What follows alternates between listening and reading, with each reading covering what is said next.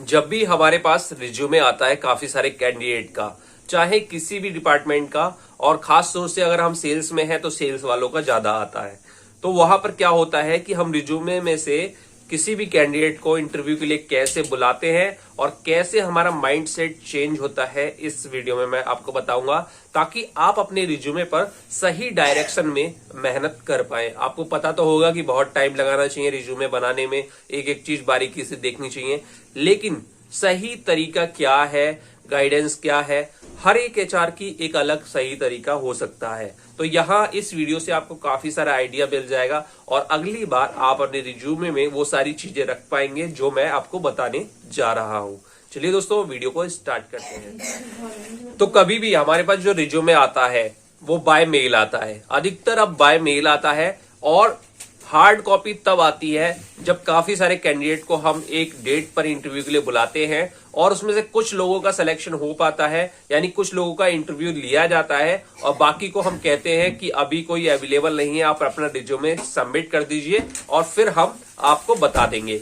या sales line में, FMCG line में लोग डिपो जो होता है, डिस्ट्रीब्यूटर पॉइंट होता है, एसएस पॉइंट होता है, वहां पर रिज्यूमे हार्ड कॉपी भी देके जाते हैं, तो वो रिज्यूमे संभाल के रख लिए जाते हैं। जो अच्छे लोग होते हैं वो संभाल के रख लेते हैं, बाकी जो बुरे लोग होते हैं वो ठंड आती है तो उसमें आग में जला के उसको हाथ सेक लेते हैं या फिर उस पर कुछ भी रोटी वोटी लपेट लेते हैं। ऐसा होता है रियल में, ये कोई कहानी नहीं है।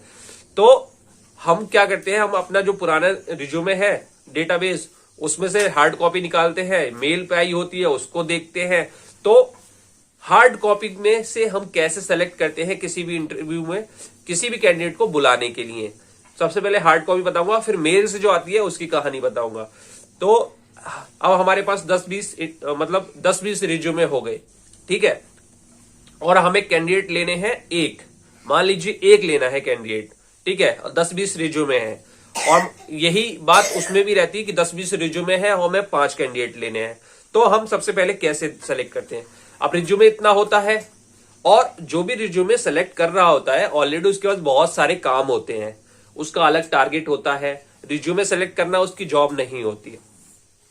अब अगर किसी को अपनी टीम में लेना है तो वो अलग तरीके से देखेगा, किसी को अगर एचआर है कोई, उसे कंपनी के लिए हायरिंग करनी है, दूसरे लोगों की टीम के लिए हायरिंग करना है, तो उसके देखने का नजरिया अलग होगा। लेकिन यहां पर सेम टू सेम रहता है जो चीज मैं बता रहा हूं रिज्यूमे सेलेक्ट करने का।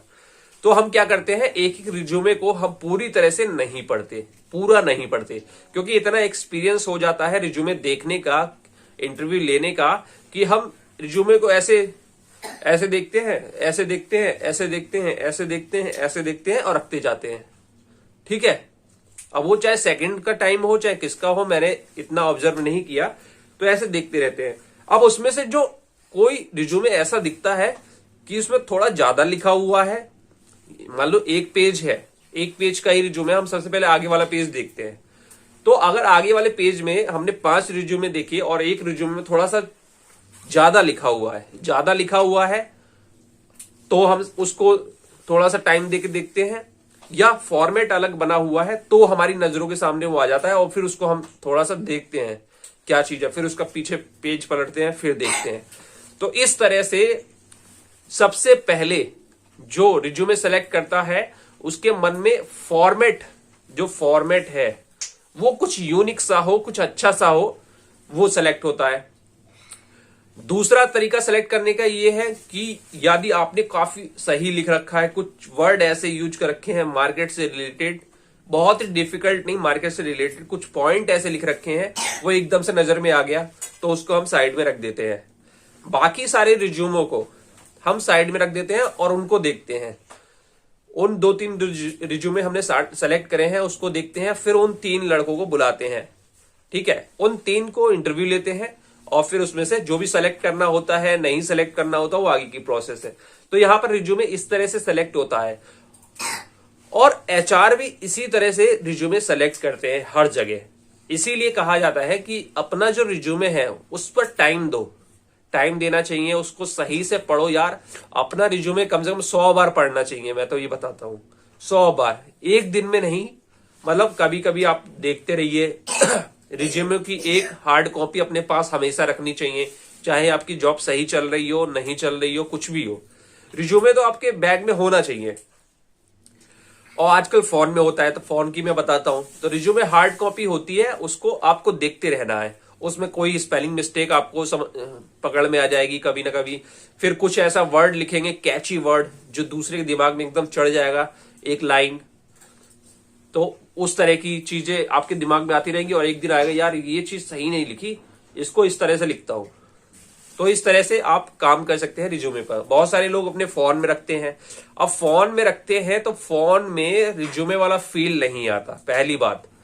अब चाहे मेरी बात से कोई एग्री करे ना करे, रिज्यूमे वाला फील नहीं आता। फोन में हम कितना भी देखेंगे, हमें गलतियां समझ में नहीं आती, लेकिन जब हार्ड कॉपी होती है तो ज्यादा गलती समझ में आती है।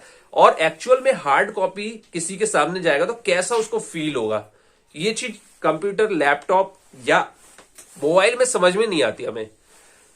अगर हम मेल से भेज रहे हैं तो हमें समझ में आता है कि जैसा हम मोबाइल पे खोल रहे हैं, जैसा कंप्यूटर में देख रहे हैं, उस तरह से ही प्रेजेंटेशन होगा। लेकिन हम मोबाइल में देख रहे हैं और उसको हार्ड कॉपी करा के भेज रहे हैं, तो उसका एक्सपीरियंस अलग होता है। एक हार्ड कॉपी देखने का अलग एक्सपीरियंस होता है और एक कंप्यूटर कॉपी देखने का अलग एक्सपीरियंस होता है। ऐसे ही जब मेल में आती है काफी सारी रिज्यूमे, तो हम सबसे पहले उसको डाउनलोड करते हैं। जितने भी रिज्यूमे आते हैं फटाफट खोलते हैं, डाउनलोड करते हैं, डाउनलोड करते हैं, डाउनलोड करते हैं।